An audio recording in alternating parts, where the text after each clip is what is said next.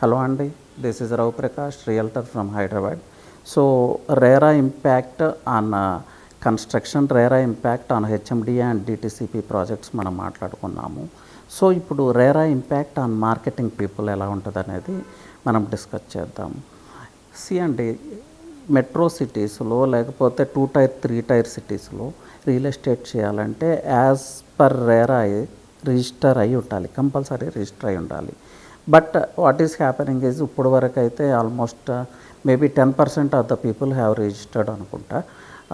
అది ఇంకా ఇంప్లిమెంట్ చేయాల్సిన అవసరం ఉంది. గవర్నమెంట్ అంత forcefully they are not trying to implement. ఎందుకంటే రియల్ ఎస్టేట్ అనేది కొన్ని లక్షల మంది డిపెండ్ అయిన ఫీల్డ్, ఎట్ ఎ టైం చేయలేరు. బట్ ఇన్ ఫ్యూచర్ అంటే RERA లేకపోతే కష్టం అవుతుంది. ఎందుకంటే RERAలో క్లియర్గా మెన్షన్ చేస్తుంది every agent should register with RERA. అప్పుడు ఏమవుతుందంటే RERA రిజిస్టర్డ్ కంపెనీతోనే RERA రిజిస్టర్డ్ ప్రాజెక్ట్తోనే వర్క్ చేయాల్సి ఉంటుంది.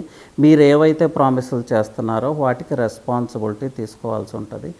ఇన్ కేస్ ఫెయిల్ అయితే లీగల్ యాక్షన్స్ ఫేస్ చేయాల్సి ఉంటుంది. Again the customer is secure.